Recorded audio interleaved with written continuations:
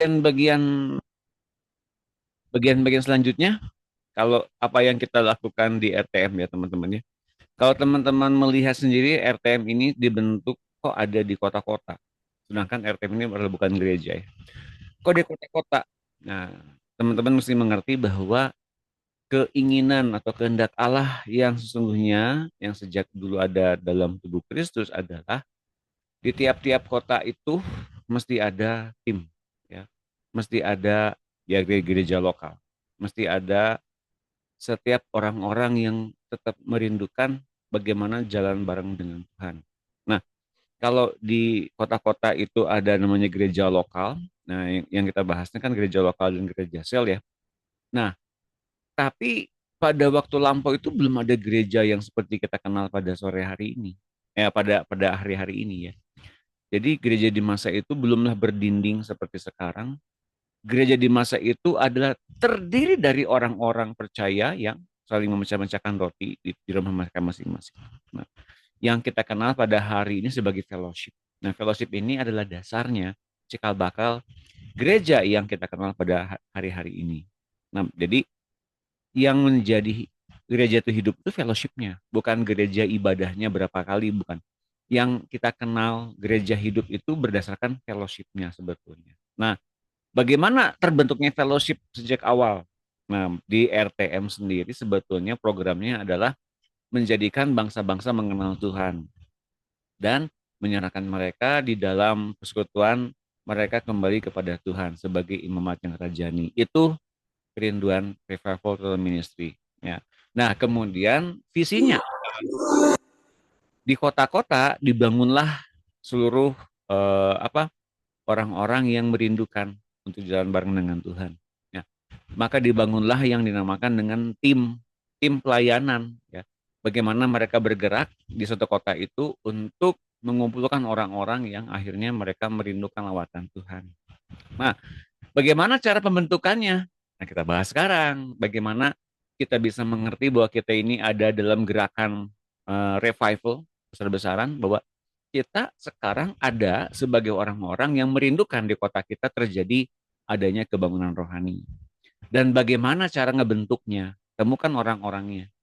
Temukan orang-orang yang mempunyai visi dan misi yang sama dari Tuhan untuk merindukan berfilosofis bersama di kota-kota. Nah, di kota-kota kita masing-masing. Lalu bentuk tim. Nah, langkah-langkahnya sekarang. Mengapa kita mesti membentuk tim? Mari kita bahas ya. Yuk kita bahas sekarang. Nah, pembentukan tim. Perkembangan pelayanan Injil dilakukan dengan pembentukan tim-tim pelayanan. Berdua-dua sejak Tuhan Yesus mulai mengutus murid-muridnya berdua-dua. Jadi ini berdua-dua dari seberapa banyak? Dari waktu itu 12 orang di masa Tuhan Yesus ya. 12 orang berdua-dua. Kemana mereka pergi? Nah ini ya, kalau kita sekarang mengerti, ini ada di kota masing-masing saja dulu ya. Markus 6 ayat 7 sampai 9. Saya minta Ibu Yohana yang tadi pertama hadir, silakan. Ada Ibu Yohana? Kalau belum bisa, silakan Ibu Mundi. Ada Iya Bu. Pak Doni, Oh, maaf. ada. Oh, silakan. Ya, Ya, ya. sebentar. Markus 6 ya. Ya, Markus 6 ayat 7 sampai 9. Ia memanggil kedua belas murid itu dan mengutus mereka berdua-dua. Ia memberi mereka kuasa atas roh-roh jahat dan berpesan kepada mereka supaya jangan membawa apa-apa dalam perjalanan mereka kecuali tongkat, roti pun jangan, bekal pun jangan, uang dalam ikat pinggang pun jangan. Boleh memakai alas kaki, tetapi jangan memakai dua baju. Ya, makasih Bu Yohana. Sama-sama, Pak. Lukas 10 ayat 1. Silakan Ibu Mundi. Bu Mundi lagi di luar ya. Bisakah baca Bu Mundi atau belum? Belum ya kayaknya. Oh, oke. Kalau begitu Ibu Ari, silakan. Ibu Ari ada? Ada Pak Oh, iya, ada. Lukas ya Pak? Betul. Lukas 10 ayat 1. Kemudian daripada itu Tuhan menunjuk 70 murid yang lain. lalu mengutus mereka berdua-dua mendahuluinya ke setiap kota dan tempat yang hendak dikunjunginya. Amin. Makasih Bu Ari. Kisah 8 ayat 14 sampai 17. Ibu Made ya, silakan. Kisah 8. Ya, Pak. Ya, Kisah 8 ayat 14 sampai 17. ya. Ketika rasul-rasul di Yerusalem mendengar bahwa tanah Samaria telah menerima firman Allah, mereka mengutus Petrus dan Yohanes ke situ. Setibanya di situ, kedua rasul itu berdoa supaya orang-orang Samaria itu beroleh Roh Kudus. Sebab Roh Kudus belum turun di atas seorang pun di antara mereka karena mereka hanya dibaptis dalam nama Tuhan Yesus. Kemudian keduanya menumpangkan tangan di atas mereka, lalu mereka menerima Roh Kudus. Terima kasih Tania sudah membaca bersama-sama dengan mamanya. Oke. Lalu kemudian kisah 15 ayat 39 41. Apakah Bu Gladys bisa baca? Masih di luar mungkin. Oke. Silakan Ibu Emi. Silakan Ibu Emi. Kisah 15, 39 hingga 41. Hal itu menimbulkan perselisihan yang tajam sehingga mereka berpisah dan Berpisah dan Barnabas diserahkan oleh saudara-saudara itu kepada kasih karunia Tuhan. Berangkatlah ia mengelilingi Syria. Dan Kilkia sambil meneguhkan jemaat-jemaat di situ. Terima kasih Bu Emi, sehat selalu ya. Ya. Oke, mari kita bahas ayat ini. Ini kan ngomongin soal pembentukan tim. Di masa itu tim yang sudah ada adalah 12 orang murid. Dan setelah 12 murid, di luarnya ada 70 murid. Ini dari apa yang kita baca dalam Markus 6 dan Lukas 10 ya. Di Markus 6 ini ada 12 murid, di Lukas 10 ada 70 murid yang lain. Artinya di luar 12 ini ada 70 murid yang lain, murid luar. Nah, Stefanus, kemudian siapa lagi? Barnabas, ini berasal dari 70 murid ini. Kemudian salah satunya lagi ada misalnya siapa? Nikolaus, ini dari asalnya 70 murid ini ya. 12 murid ini yang kita kenal, yang udah nonton The Last Supper ini ada, 12 orang ini semuanya ada. Dan Yesus mengutus mereka berdua-dua. Sama halnya dengan 70 murid ini juga berdua-dua diutusnya. Dan Yesus memberi mereka kuasa atas roh-roh jahat. Ini bukan baptisan Roh Kudus, bukan. Tapi Yesus memberikan kuasa. Dengan cara apa? Nah, Alkitab nggak menuliskan dengan jelas ya. Yesus memberi mereka kuasa. Artinya memberikan mereka berupa satu pernyataan. Sebetulnya ini ya. Membuat mereka jadi mengerti bahwa mereka telah menerima kuasa. Segampang itu sebetulnya ya. Nah, atas roh-roh jahat, dan berpesan kepada mereka supaya jangan membawa apa-apa dalam perjalanan mereka. Tongkat, kecuali tongkat, roti pun jangan, bekal pun jangan, uang dalam ikat pinggang pun jangan, boleh pakai alas kaki, tapi jangan pakai 2 baju. Artinya apa? Secara umum inilah penyediaan yang datangnya dari sorga kepada mereka yang diutus untuk beritakan Injil. Ya teman-teman ya. Jadi dalam pengabaran Injil, hamba-hamba Tuhan ini diberikan provisi, diberikan penyediaan dari Tuhan sendiri agar mereka tidak memperlengkapi diri terlalu banyak dengan berbagai-bagai macam kesibukan-kesibukan untuk mereka hidup, tetap hidup dengan normal deh katakanlah gitu ya, dengan normal sepanjang mereka dalam perjalanan. Jadi ini sebetulnya penyediaan Tuhan di perjalanan. Nah, jadi nggak kepikiran soal bagaimana tabungan, ya kepikiran bagaimana soal anak sekolah, anak istri makan apa di rumah, itu nggak kepikiran, nggak terpikir. Jangan terpikir apapun selain beritakan Injil saja. Saking kuatnya otoritas yang Tuhan berikan kepada mereka seperti itu. ya. Tapi kan di sini ada jangka waktunya, tentu saja nggak selama sampai dengan bertahun-tahun kan. Ada jangka waktunya. Tentu saja ini dalam rangka praktek apa yang Tuhan telah berikan kepada mereka berdasarkan kepercayaan itu. Nah, juga ini berlaku kepada 70 murid di luar 12 orang murid tadi. Ya, hal yang sama Tuhan berikan juga berupa kepercayaan, kuasa, otoritas kepada 70 murid ini. Dan apakah ke 70 murid ini juga seberhasil 12 murid yang tadi? Sama, sebetulnya sama ya. Nanti kita lihatlah apa yang terjadi ya kalau ternyata mereka dalam dua kelompok ini semuanya berhasil mempraktekkan apa yang telah Tuhan berikan kepada mereka. Ya, nanti terutama di Lukas 10, Lukas berapa? Lukas 10, 17 kalau nggak salah. Ini teman-teman lihat. Kisah 8, 14, 17. Ini mulai ada di dalam tim pelayanan itu ternyata memang ada beberapa pertentangan. Nanti kita lihat di ayatnya di kisah 15. Kisah 8, 14 mengatakan ketika rasul-rasul di Yerusalem mendengar bahwa tanah Samaria telah menerima firman Allah. Jadi ini rasul-rasul Yerusalem ini ternyata 11 murid plus 1 yang diundi setelah Yudas mati ya. Bahwa tanah Samaria telah menerima firman Allah, mereka mengutus Petrus dan Yohanes ke situ, ke Samaria.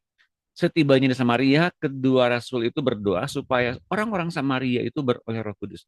Mengapa orang Samaria itu diperhatikan oleh rasul-rasul Tuhan? Karena bagi orang Yahudi, Samaria ini adalah warga kelas 2. Orang-orang Samaria ini adalah orang-orang luar Yahudi yang menempati area-area orang-orang yang ditinggalkan oleh orang-orang Yahudi.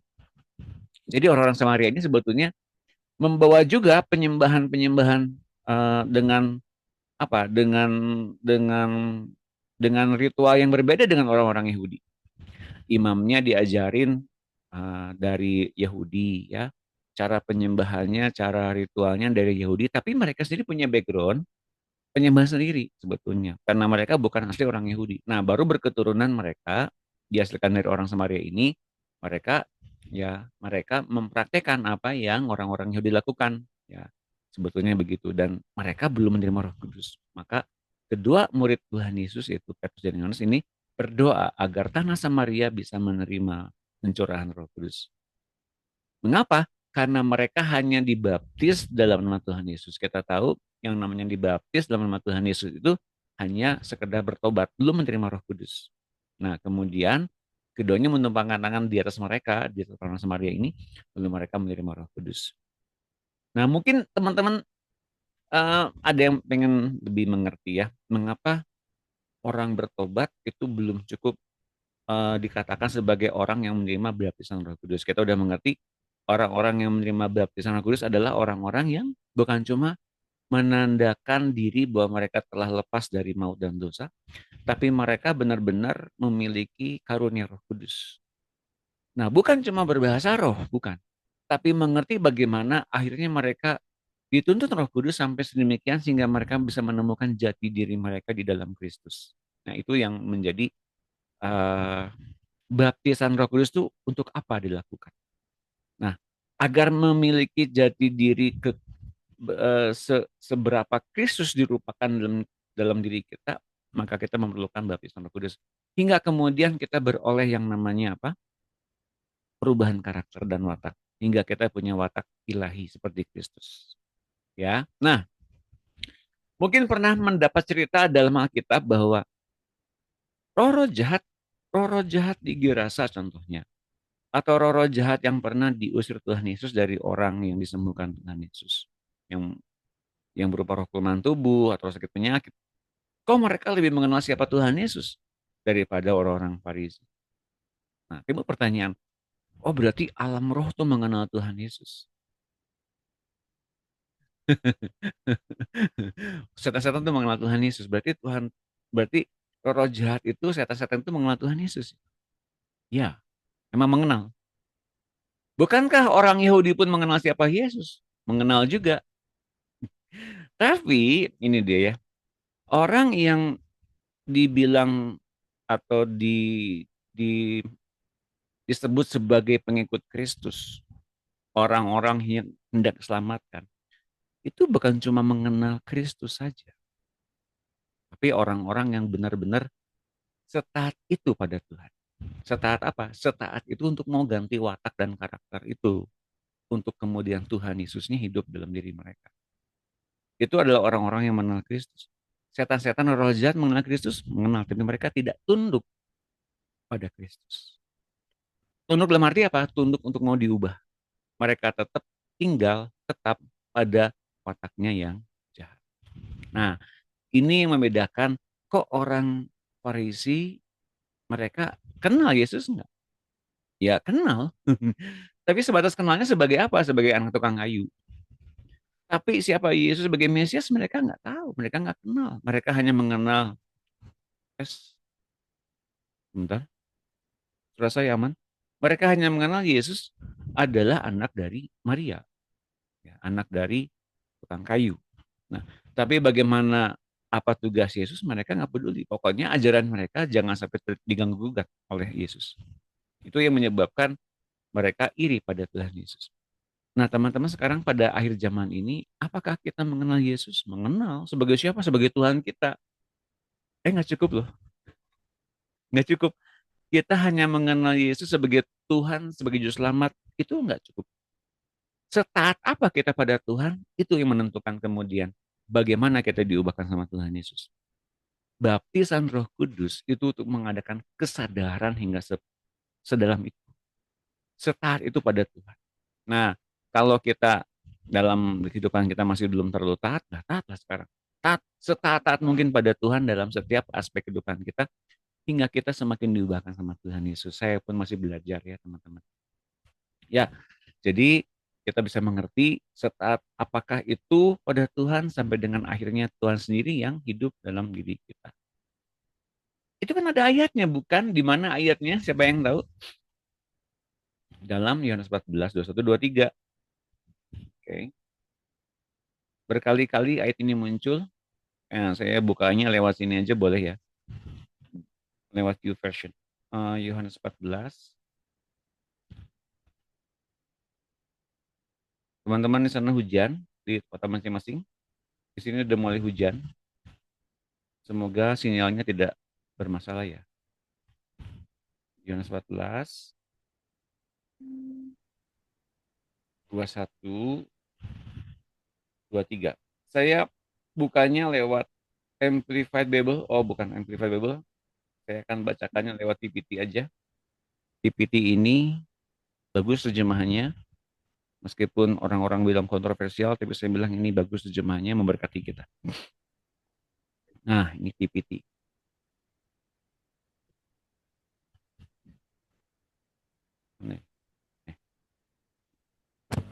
Oke, saya coba terjemahkan dari 21.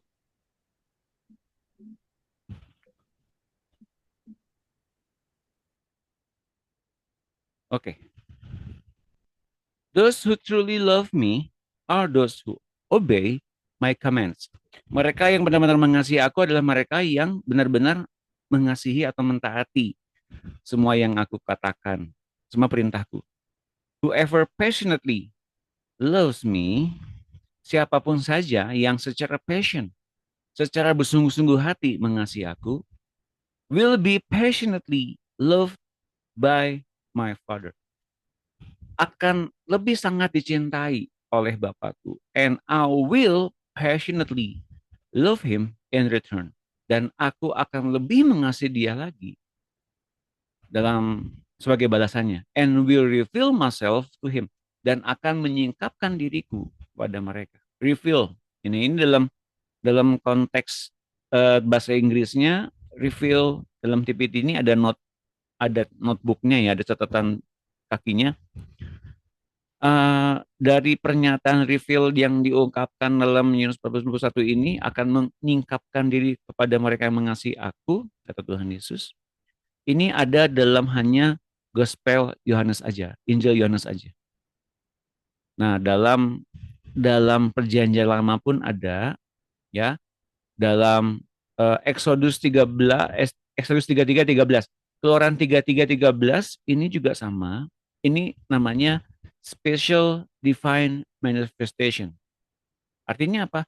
Pernyataan manifestasi secara ilahi kepada manusia dari Tuhan. I will reveal myself to him. Nah, lebih dari aku akan memperlihatkan diriku kepada mereka. Tapi ini berupa apa? Secara khusus pribadi Tuhan menampakkan diri, menyingkapkan dirinya, membuka dirinya kepada orang yang mengasihi dia. Oke, tertarik memperdalam ini seperti apa? Nah, saya mau bukain sekarang. Tentu kita ketika berdoa sedang menyembah Tuhan, soking bermazmur, bersaat teduh, kita sering dijamah oleh Tuhan, oleh Roh Kudus, bukan? Sering ya? Dan kita sering kali menangis, kita sering kali tertunduk, kita sering kali berurai air mata. Kenapa? Karena begitu banyak dosa yang telah kita lakukan dan begitu kita dikasih sama Tuhan. Namun tidak cukup di situ harusnya. Banyak orang juga yang orang-orang di luar sana ketika mereka melihat orang-orang di luar Kristus, mereka melihat ketika di saat-saat mereka sedang mengalami koma atau sudah meninggal, minta mereka bertemu dengan seseorang yang kaki dan tangannya berlubang. Dan mereka mengerti siapa itu adalah Tuhan Yesus. Tapi mereka dulunya nggak kenal Tuhan Yesus, tapi ketika menyatakan diri seperti itu, mereka jadi mengerti. Oh, ternyata yang kami lihat di alam roh hanya ada satu, itu Yesus saja. Bukan seperti apa yang mereka sembah selama ini. Dan mereka bertobat dan ceritakan pada orang. Lalu ada orang lagi yang kemudian berjumpa diri dengan sang penjaga pintu gerbang dan mereka dan dia dimasukin ke dalam bentuk-bentuk seperti kerajaan-kerajaan apa namanya maut di muka bumi ini. Banyak orang-orang selebriti yang kemudian dipasung sebagai orang-orang tawanan dan mereka bilang bahwa orang-orang yang seperti gini ya, mereka telah melihat Mesias dan mereka melihat akhir hidup orang-orang yang tidak mengasihi Tuhan Yesus seperti itu, dan mereka membawa kemudian berita ini kepada banyak orang lewat internet, sosial media, apapun itu. Nah, itu berupa apa? Penyingkapan diri kah? Bukan. Itu penyingkapan dirinya mungkin setelah kejadian itu, Yesusnya menyingkapkan diri kepada mereka. Tapi itu bergantung dari bagaimana mereka buka hati pada Tuhan. Banyak orang yang kemudian membuka diri kepada Tuhan hanya di level euforia. Keselamatan, euforia dalam memberitakan Injil, euforia dalam memberitakan keselamatan bagi orang lain. Tapi tidak tetap intim bersama-sama dengan Tuhan. Nah, ini ya teman-teman ya. Sekarang yuk saya mau semuanya kita membuka hati kepada Tuhan agar Tuhan pada akhirnya membuka dirinya, hatinya kepada kita semua secara pribadi. Apa yang menjadi kerinduannya? Bukan soal orang selamat, ya bagus sih. Tapi secara pribadi kita mesti penuh dengan semua cawan yang sudah Tuhan berikan kepada kita. Penuh apanya? Penuh kesempurnaannya, bukan kesempurnaan kita. Penuh kesempurnaannya, penuh keilahinya, dia yang penuh dalam diri kita. Hingga akhirnya kita membawa diri Tuhan kemana-mana kita pergi. Dan kalau udah begitu bukan soal kita siapa yang sakti, kita sudah berusaha semaksimal mungkin, kita sudah berdoa sekuat tenaga, kita itu urusan belakangan. Yang penting adalah kita melayani Sang Raja yang Maha Tinggi untuk hidup berdampingan dengan kita, bahkan dalam satu tubuh dengan kita. Nah teman-teman, tempo hari yang lalu saya sudah membahas tentang bagaimana tubuh kita menjadi tubuh bait Allah. Maka yang terjadi adalah yang pertama yang perlu kita harus lakukan adalah seberapa tubuh ini serahkan kepada Tuhan. Ya, bagi pikiran, jiwa maupun nyawa. Oleh karena itu saya membuka kembali apa yang saya bahas kemarin. Nih, kelihatannya gambarnya ya. Mudah-mudahan kelihatan. Nah, jadi ada pekerjaan, baik itu pekerjaan siapa? Pekerjaan kita sebagai seorang ibu rumah tangga, sebagai kepala keluarga. Pekerjaan sebagai seorang karyawan di swasta, apapun itu, di pekerjaan sekuler, apapun itu. Termasuk ini adalah wilayah bagaimana kita mempunyai struggling dalam pergumulan kehidupan kita sebagai pelayan Tuhan, sebagai seorang mahasiswa, sebagai seorang pelajar. Ini pekerjaan. Dan ini diulang-ulang untuk dapat apa sebetulnya? dapat yang namanya karakter. Ya, boleh kita lihat dalam kejadian bagaimana di pinggir Danau Galilea, Petrus habis nangkap ikan, ditanya sama Tuhan Yesus, Simon, anak Yohanes, apakah kau mengasihi aku? Aku mengasihimu. Simon, anak Yohanes, apakah kau mengasihi aku? Mengapa Tuhan mengulang-ulang? Agar karakter kasih Petrus kepada Yesus terbentuk dengan indah. Mengapa Tuhan sering mengulang-ulang apapun yang kita harus hadapi di muka bumi ini? Agar terbentuk karakter bergantungnya kita pada Tuhan. Agar terbentuknya karakter bagaimana kita berjalan karib dengan Tuhan, apa yang Tuhan inginkan dalam perjalanan itu. Jadi mengapa harus diulang-ulang meskipun tampaknya ini buat kita sangat menyiksa secara batin dan secara jiwa, secara daging ya. Tapi kalau kita kemudian menyadari bahwa ini penting untuk kita mengetahui seberapa kita mendalami peran di dalam Tuhan ini, kita bisa menumbuhkan karakter yang lebih taat lagi kepada Tuhan. Hingga kita kalau menemukan lagi beberapa kali hal-hal yang tidak mengenakan, kita udah mengerti Tuhan sanggup menolong saya di masa-masa lampau. Tuhan pun sanggup tolong saya di masa yang sekarang. Dan Tuhan sanggup tolong saya di masa-masa yang akan datang. Kan begitu ya. Nah, karena itu maka ikut Tuhan itu kita secara sadar. Dibangun kesadaran oleh pertolongan Roh Kudus. Kita tidak lagi menjadi orang Kristen yang tanpa apa ya, tanpa berdasar, tanpa logika yang jelas. Pokoknya beriman aja, beriman yang mana nih gitu ya. Logikanya masih ada, hidupnya juga mesti terbentuk, karakternya yang terbentuk juga mesti hidup, bermanifestasi. Maka kita benar-benar bukan cuma orang Kristen yang hanya ngeroh saja, tapi secara jasmania dan jiwa akal budi kita selamat. Itu loh teman-teman. Artinya ya. Ya, mari kita lihat lagi dalam ayat yang tadi, menarik ya untuk kita perdalam, menarik ya. Jadi Tuhan Yesus akan mereveal, memanifestasikan atau mengungkapkan dirinya kepada siapapun yang hanya yang mengasihi dia. Orang yang tidak mengasihi dia ya nggak akan seterbuka itu dia. Seterbuka apa sih sebetulnya? Nah teman-teman, kalau kita pengen tahu seterbuka apa yang ia ingin bagikan, mungkin pada saat ini kita udah mengerti ya. Oh ini saya tahu lah dari Alkitab, dari pelajaran Bapak Doni gitu. Udah pelajaran siapa hamba Tuhan yang lain. Saya udah tahu banyak rahasia-rahasia firman Tuhan dan kebenaran firman Tuhan. Tapi bagaimana membuka diri dengan Tuhannya? Dan bagaimana Tuhan membuka dirinya kepada kita? Ini penting banget. Karena siapa tahu ketika kita melihat Tuhan dan ia membuka dirinya kepada kita seterbuka itu, barangkali kita adalah orang yang pertama yang masuk di level itu. Itu teman-teman. Dan barangkali kita adalah orang yang pertama menjejakkan kaki di sorga dengan tingkat pengertian yang sedalam itu. Kalian percayakah teman-teman, yang Allah inginkan adalah kita membuka kemungkinan-kemungkinan yang lebih dahsyat lagi, bahwa aspek kehidupan kita adalah kerajaan Allah. Kalau kata Pak Agus bilang, kita ini adalah gerbang kerajaan Allah yang sungguhnya di dunia ini.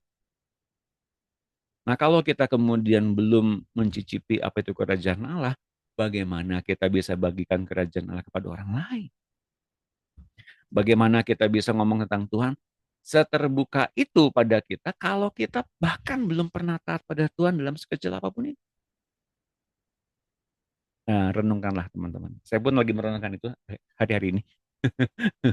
Ya. Nah, then one of the disciple named Judas, ini bukan Iskariot. Tuhan, why is it you will only reveal your identity to us and not to everyone? Tuhan, mengapa sebabnya hanya Engkau mengungkapkan dirimu kepada kami dan tidak kepada orang lain? Ya, mengapa Tuhan hanya mengungkapkan diri kepada orang-orang yang mentaati Dia? Nah, Yesus menjawab, loving me, mengasihiku, empowers you to obey my word. Mengasihiku membuat engkau dilengkapi untuk lebih mentaati kepada perkataan. Jadi bukan karena kita takut dihukum di neraka untuk kita menimbulkan kasih kepada Tuhan. Bukannya kita mengasihi suara kita, maka kita mengasihi Tuhan. Bukannya kita sering jadi orang yang melayani Tuhan dalam pelayanan di gereja, maka kita mengasihi Tuhan, bukan. Loving me itu berbeda dengan tugas-tugas yang kita lakukan untuk mengasihi Tuhan. Loving Christ itu bukan soal banyaknya pelayanan yang kita lakukan untuk menyenangkan Tuhan, bukan. Tapi mengasihi Tuhan adalah bagaimana kita menuruti apa yang Tuhan inginkan untuk kita mengalami kerinduan Tuhan.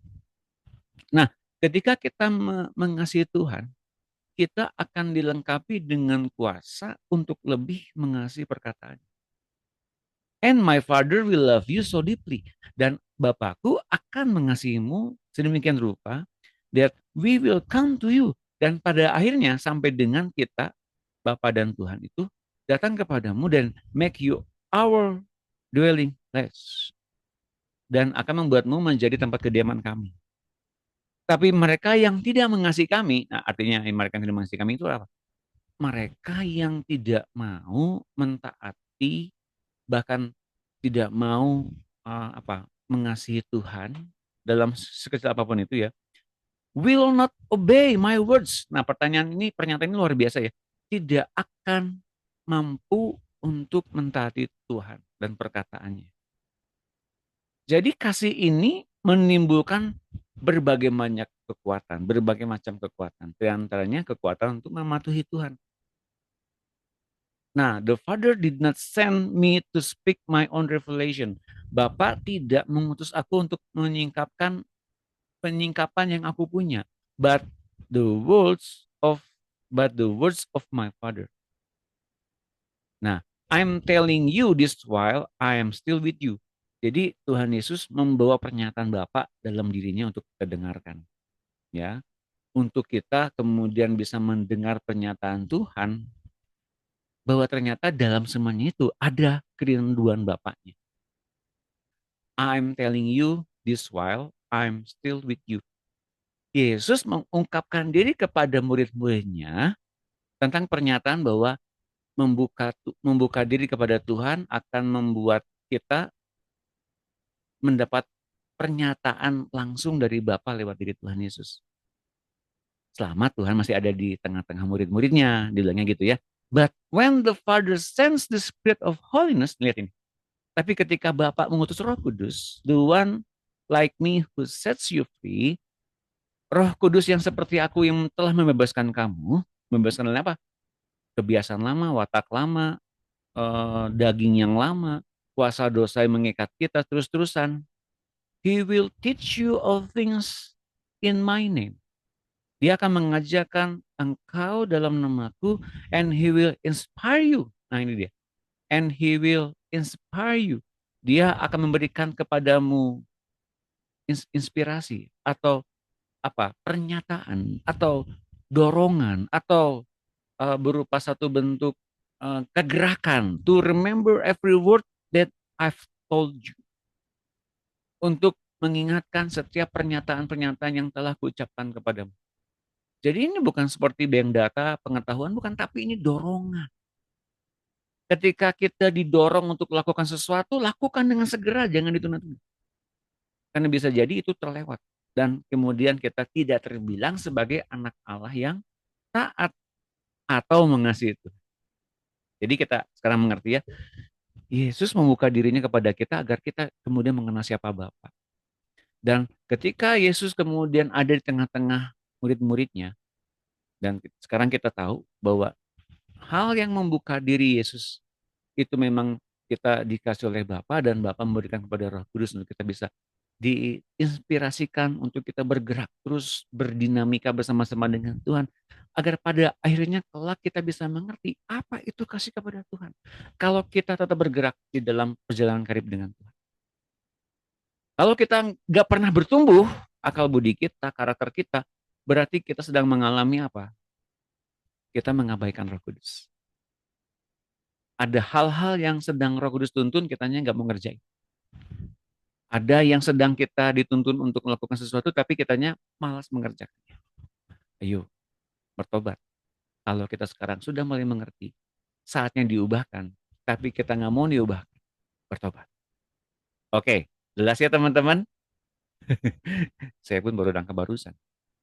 Tepuk tangan semuanya. Ada pertanyaan mungkin? Jujur, saya mau bilang teman-teman, untuk baca ayat barusan tuh, saya digerakannya barusan saja. Jadi saya nggak pernah apa namanya membaca ayat tadi sebelumnya dalam TPT, nggak pernah. Barusan aja didorong ke situ. Oke, ada pertanyaan teman-teman? Ada Pak. Oke, silakan, Bemi. Tadi Bapak ada bilang terbuka kepada dia itu kepada Yesus kan. Terbuka itu seperti apa? Terbukanya seperti apa Pak? Ya, nih. Keterbukaan kita kepada Tuhan ya. Di antaranya bahwa seperti ini.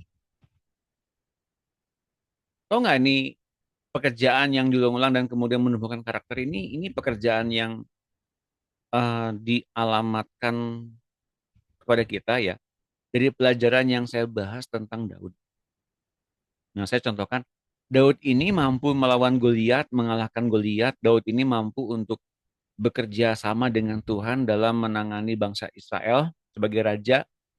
Dan bahkan Daud ini memuji menyembah Tuhan dalam karakternya bukan karena lagunya yang indah atau ketikan kecapian yang indah, maka setan lari dari Saul, tapi karena karakter Daud di dalam Tuhan yang luar biasa indah. Dan Tuhan menjanjikan yang indah pada Daud, hingga keturunannya hendak menjadi raja kekal selama-lamanya. Dan ketika Daud dibilang begitu, dia bilang, siapakah aku ini ya Tuhan? Hingga engkau sanggup untuk bilang, aku ini adalah orang yang spesial di matamu seperti itu. Itu sebelum dia lakukan dosa yang besar dalam kehidupannya. Dia berzina dengan yang namanya Batseba. Oke. Tapi luar biasanya dosa sebesar itu, bayangkan ya. Pengen tahu dosanya sebesar apa? Saya kasih tahu gini. Daud, di mana raja-raja berperang pada masa itu, pada masa panen, tahu nggak pada masa panen tuh raja-raja Israel berperang. Semua raja-raja Israel berperang pada masa panen. Kenapa? Karena pada masa panen bekal untuk perang sangat banyak. Jadi sangat cukup untuk membuat pasukan itu berani sampai dengan melawan sampai dengan sejauh mungkin. Nah, Daud ikut berperang. Tapi pada satu masa Daud itu beristirahat di sotoh rumah. Dan di dalam istirahatnya itu dia melihat ada perempuan yang sedang mandi. Nah, ketika dia melihat perempuan sedang mandi itu, dia tanya sama pasukan itu siapa? Batseba. Bawa dia ke sini. Lalu mereka terjadi skandal. Nah, skandal itu ada ayatnya juga. Di mana ayatnya pengen tahu? Skandal itu ada ayatnya juga.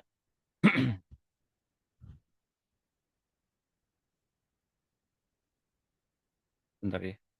Saya cari dulu ayatnya. Skandal itu hanya jika hanya berlaku pada ayat pada kegiatan tentang jatuhnya ke dalam dosa perzinahan. Ini saya bukain ayatnya. Ini ayatnya. Itu satu ayat dalam Alkitab, Matius 5 ayat 29. Bahasa Inggris ya, tentu saja tidak ada bahasa Indonesianya. If your right eye seduce you to fail into sin. Jika matamu berdosa membawa engkau kepada dosa, itu ya. Nah, dalam bahasa Inggrisnya fail into sin, fall into sin, sorry. Jatuh ke dalam dosa itu skandal. Skandalizo bahasa Yunaninya. It means to entice to sin atau offend or set a trap. Jadi dosa itu berupa perangkap, dosa itu berupa satu pikatan, dosa itu berupa serangan. Nah, teman-teman, kalau mengenali dosa seperti ini ya, bahwa ternyata kita mengerti dosa itu adalah perangkap, dosa itu adalah pikatan, dan dosa itu adalah serangan, maka teman-teman sekarang kita mengerti Roh Kudus mematikan kuasa dalam daging kita untuk takluk hanya kepada Tuhan saja. Bukan takluk kepada dosa, bukan kebal terhadap dosa, bukan juga terperangkap kepada dosa, tapi hanya taat kepada Tuhan, mengasihi Tuhan.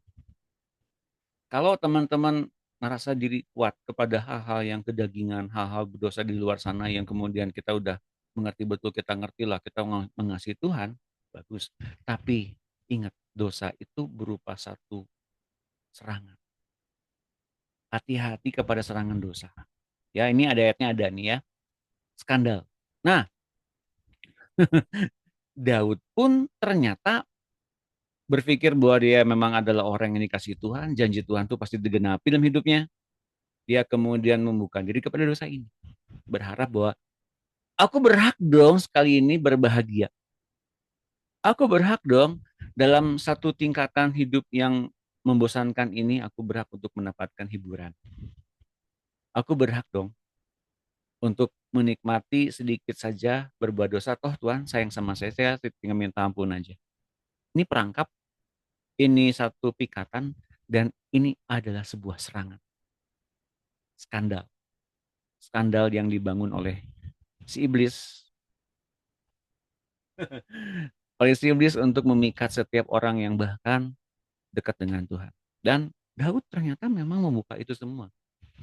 Dia dia mengundang si Batseba dan kemudian tidur dan kemudian dia hamil. Kasih tahu si Batsebanya dia hamil. Oh, sebentar, sebelum lebih jauh. Luar biasanya teman-teman, setelah mereka berhubungan badan, kedua-duanya mereka mandi. Ini saya mau dengan jelas kita bisa mengerti ya.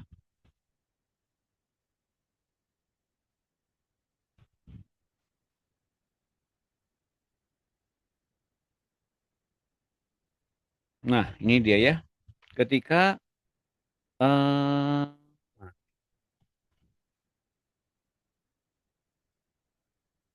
di ayat mana ini? Saya mau buka ini lebih banyak untuk kita karena ini peringatan di akhir zaman. Ini di 2 Samuel berapa ya ini?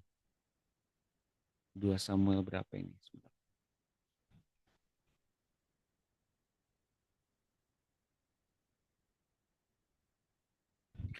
Teman-teman yang nyari ya tentang ini ya 2 Samuel berapa, nanti saya kasih tahu kalau sudah ketemu, ini terlalu panjang.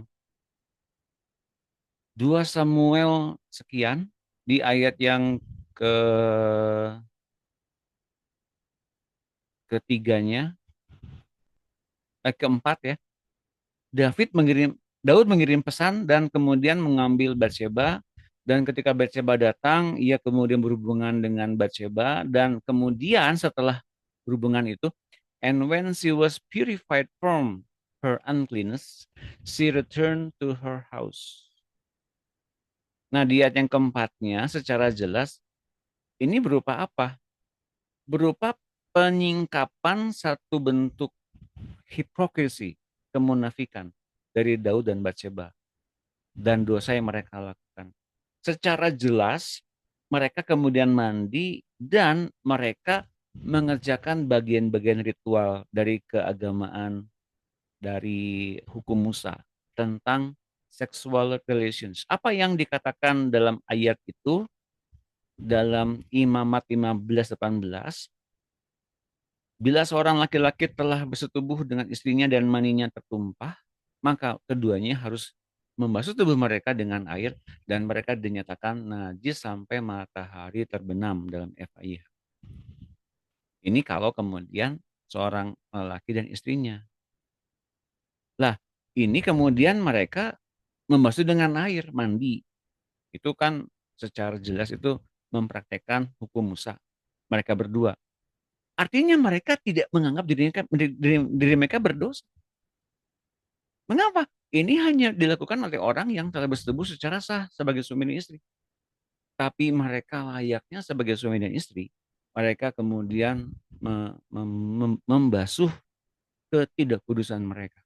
Ini kan sebetulnya menghina Tuhan, bukan?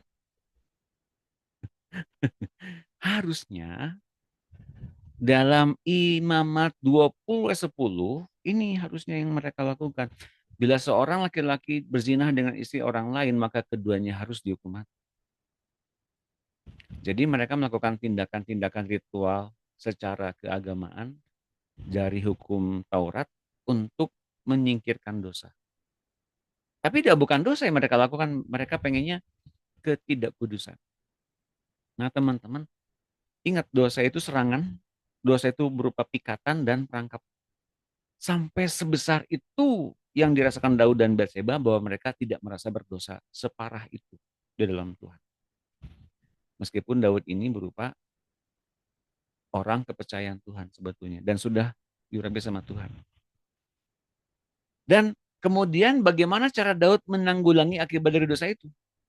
Ia membiarkan Uria tidak berperang dengan maksud agar Uria berhubungan dengan istrinya, tetapi apa yang Uria lakukan? Membayarnya dengan kesetiaan pada rajanya. Uria menghargai rajanya dan Uria menghargai Yoab dan seluruh pasukannya yang bahkan tidurnya pun mereka di luar rumah mereka masing-masing dan Uria pun tidak tidur di rumah istrinya, di rumahnya dengan istrinya. Ini artinya Daud tidak membuka diri kepada Tuhan. Meskipun secara jelas Daud itu dikasih sama Tuhan. Secara jelas banget Daud itu diurapi sama Tuhan.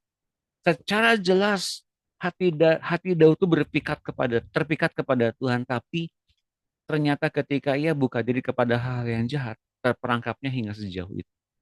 Dan dia punya skandal yang lebih banyak lagi dari itu. Hingga akhirnya dia bunuh mati Uria. Dan dia ambil Batseba sebagai istrinya setelah kematian Uria itu.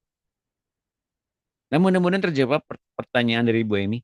Seberapa kita bisa buka diri sama Tuhan hingga akhirnya kita tidak punya lagi kesempatan untuk dihajar sama dosa, dipikat oleh dosa dan bahkan dijebak oleh dosa. Bisakah? Itu Bu Emi. Jelas ya? Panjang jawabannya, tapi detail. Jelas Bu? Bu Emi? Iya Pak, jelas. Ya. Dalam ya. Saya lagi pelajari itu ternyata ada hal-hal di luar sana yang belum saya bisa pelajari dan syukur puji Tuhan dikasih waktu liburan dan saya bisa pelajari lebih banyak tentang ini. Ada lagi pertanyaan? Silakan.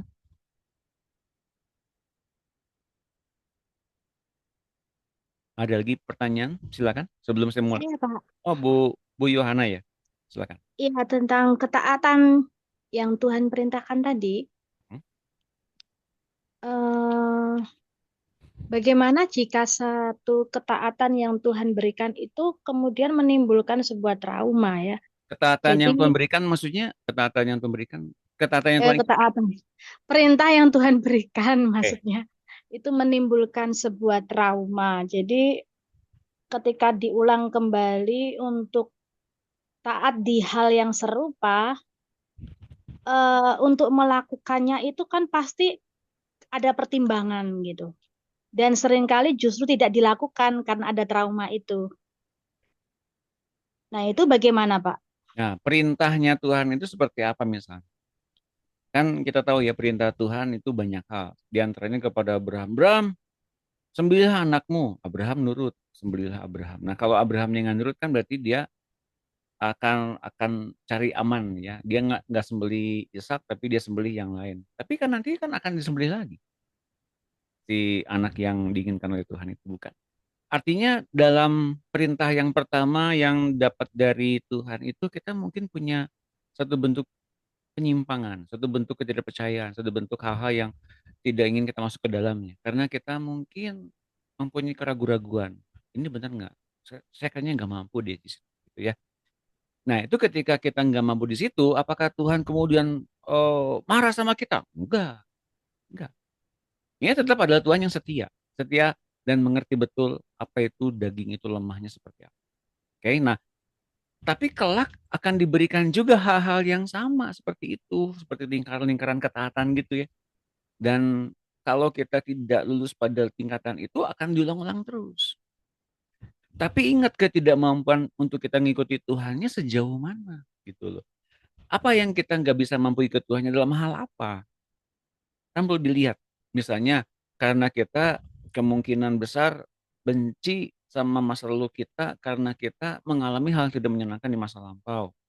Ya, misalnya masa lampau itu kita benci sama seseorang dan seseorang yang dengan tingkahnya seperti ini, karakter seperti begini, wataknya seperti begini, itu kita jumpai di depan orang-orang yang seperti orang-orang di masa lampau itu banyak banget. Nah, kitanya jadinya banyak luka sama orang-orang, bukan sama Tuhannya, tapi sama orang-orang. Jadi kita nggak percaya sama Tuhan. Nah, yang sedang Tuhan kerjakan sebetulnya apa? Langkah-langkah iman yang terbentuk dari ketaatan-ketaatan itu. Misalnya, ketaatan yang satu menimbulkan bagaimana kita terbentuk rasa percaya pada Tuhan yang demikian amannya Tuhan bisa lindungi kita. Tapi kalau kita belum sampai di tingkat itu, seberapa banyak pun langkah-langkah iman yang kita hidupi, itu bukan langkah iman. Tapi sebetulnya kita lari dari apa yang menjadi panggilan Tuhan buat kita. Nah, jadi gitu, Bu. Iya, Pak. Berarti tetap Tuhan pasti akan menunggu sampai kitanya siap gitu ya Ya untuk mudah-mudahan waktunya, melangkah kalau gitu. waktunya ada, waktunya nggak ada. Nah, itu dia. Mudah-mudahan waktunya ada, waktunya nggak ada. Ya, karena Yang kedua, karena kalau Tuhan cari yang lain, gimana? ya sih. Nah, Tapi memang memang yang diberikan ke saya ini sesuatu hal yang saat ini saya sulit karena trauma gitu kan. Ketika terkadang saya tuh sering berpikir seperti ini nih, kenapa sih Tuhan kasih eh isi hatinya tertentu kepada seseorang, kemudian Tuhan pengen saya menyampaikannya gitu kan. Nah, tapi ketika saya melangkah, memberanikan diri untuk melangkah, tiba-tiba ya respon dan reaksinya bisa berbeda, bisa dan itu membuat trauma sendiri dari saya. Dan ketika saya mencoba untuk oke, saya terima dengan semua konsekuensinya gitu kan. Tiba-tiba dikasih perintah lagi hal yang sama untuk orang yang berbeda tapi tentunya. Tapi untuk menyampaikannya itu saya teringat kembali dengan apa yang saya terima, respon yang saya terima kemarin gitu. Jadi saya sebenarnya sangat-sangat mundur beberapa langkah ini untuk menyampaikan itu karena eh, melihat yang kemarin itu jadi kepending apa yang harus saya sampaikan kepada seseorang ini jadi kepending sampai hari ini. Cuman ketika saya kok dilihatin terus wajahnya begitu ya, tapi mau maju untuk nyampein mundur lagi nggak jadi gitu. Jadi itu Pak, trauma itu yang terkadang saya hmm, sulit ya. Sebenarnya sih saya tahu bahwa sesuatu yang seperti itu tuh simpel aja gitu loh. Kalau nggak perlu berpikir tentang respon dan reaksi orang seperti apa, kalau menyampaikan ya sampaikan aja gitu. Tapi dengan sesuatu yang pernah saya terima, jadi akhirnya saya kayak seperti respeknya kayak apa ya namanya, serba hati-hati gitu. Itu sih. ya, Aduh kalau deh. kalau saya suruh menyampaikan sesuatu pada seseorang, saya akan cek, double cek, triple cek, quartet cek.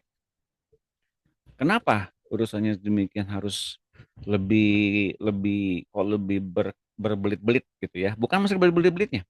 Gini, karunia nabi tunduk pada nabi. Artinya Tuhan memberikan satu inspirasi untuk kita ngomong sama orang lain. Pertanyaan saya sebetulnya, yang berhak untuk me- apa namanya? Yang berhak untuk tanda kutip tidak menyampaikan itu siapa? Kita. Misalnya kalau kitanya menolak dalam hal bahwa ini semua seakan-akan memang datangnya tuh dari Tuhan sebetulnya. Tapi sebetulnya nggak terlalu urgent untuk dilakukan. Ada yang begitu ya. Nah, sampaikanlah lewat apa yang lebih umum. Contohnya Facebook, status sosial. Hanya renungan biasa aja, gitu ya. Dan dia reaksinya. Kalau misalnya ada yang tertegur, berarti memang itu tersinggung. Mungkin orang yang tersinggung, mungkin itu yang sedang Tuhan inginkan. Nah, baru kemudian kita doakan. Tapi saya sekarang, kalau dulu memang betul, saya langsung ngomong sama orang. Sekarang nggak kayak gitu. Kenapa? Karena bukan soal saya menolak panggilan Tuhan gitu, nggak. Tapi saya dengan penuh strategi, sebetulnya bukan licik ya. Penuh strategi agar orang yang ingin mendapat pernyataan itu tidak langsung dari mulut saya langsung. Artinya gini, langsung orang itu ditujukan pada satu pertemuan gitu enggak. Tapi dalam satu pertemuan saya ngomong kepada banyak orang lewat ini, lewat FFG misalnya gitu ya. Tapi kok ada orang yang kerasa banget tuh hatinya seperti dilawat oleh teguran saya. Misalnya kemudian dia ngehubungin saya. Nah, alangkah lebih baik seperti itu. Jadi orangnya nggak sempat tertuduh, nggak sempat terdakwa, tapi benar-benar ngerasa bahwa dia sedang ditegur oleh Tuhan, bukan oleh kita. Karena orang yang kita tegur seringkali melihatnya bukan Tuhan, tapi kita. Itu udah pasti, Iya, betul sekali. udah pasti. Kenapa? Karena berpikir bahwa emang siapa lu negur gua gitu. Emang kayak gitu kenyataannya. Dan kita mesti dengan bijaksana dan pintar untuk tidak masuk dalam jebakan itu. Jadinya malah bertentangan satu dengan yang lain. Gitu. Saran saya adalah berdasarkan ayat yang tadi, karunia Nabi tunduk pada Nabi-Nabi. Bertindaklah dengan penuh strategi bersama dengan Roh Kudus. Caranya bagaimana? Agar tidak langsung memberitakannya kepada orang tersebut. Lewat media apa, lewat media obrolan, Tuhan seringkali memberikan kepada kita suatu bentuk perumpamaan. Mengapa? Karena dia hendak memisahkan mana yang bisa diperbaiki dan mana yang nggak bisa diperbaiki. Mana yang mau bertobat, mana yang mau diajar, mana yang cuma pengen dengar ikut Tuhan dan ingin dipuaskan saja dengan materi jasmani dan materi berkat-berkat yang lain. Jelas ya, Bu Yohana? Iya, Pak Doni. Masalahnya karena dia ini satu gembala.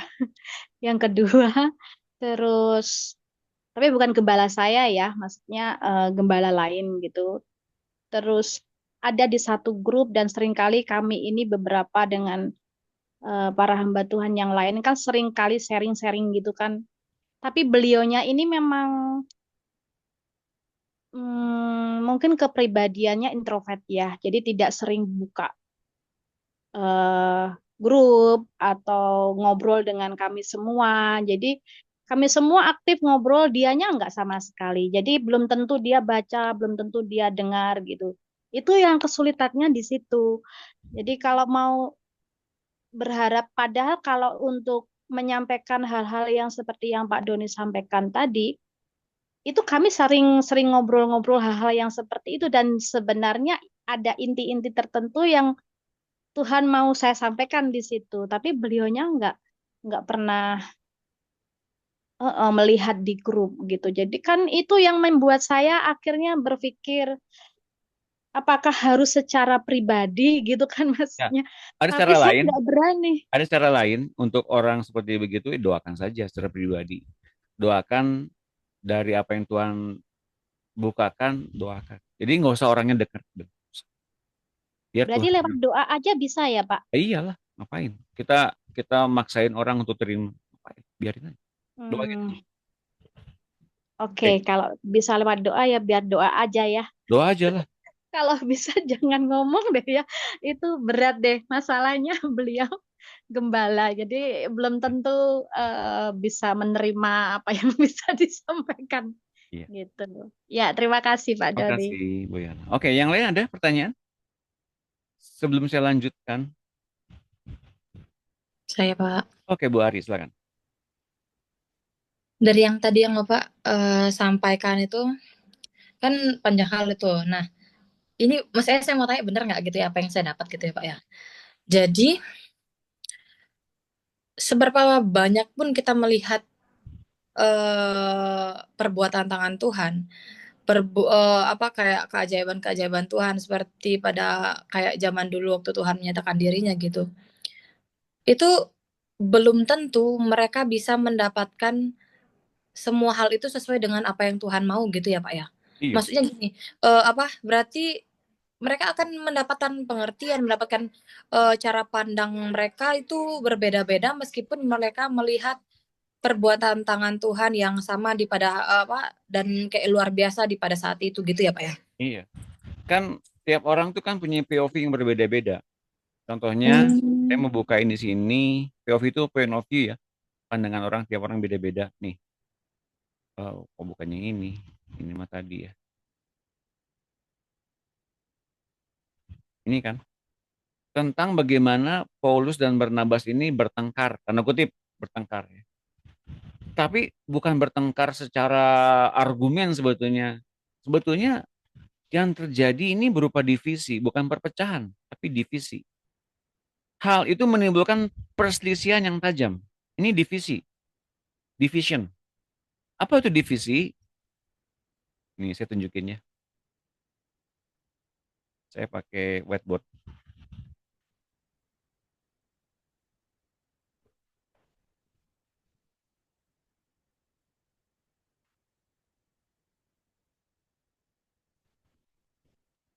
Wah lama nih whiteboardnya, sebentar. Mudah-mudahan tidak terganggu hujan. Oke. Ini dia.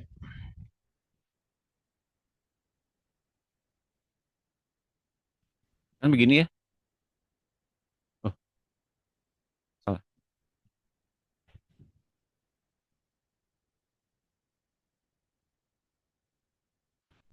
Ini pernyataan Tuhan. Sorry, salah. Gambarnya seperti anak ini. Ini pernyataan Tuhan. Oke. Pernyataan. Gitu ya. Nah, kemudian ini orang-orang di dalam semuanya ini, orang-orang yang peka akan instruksi Tuhan. Barang siapa yang mengasihi aku, dia akan dikasihi oleh Bapakku, kan kata Tuhan begitu ya.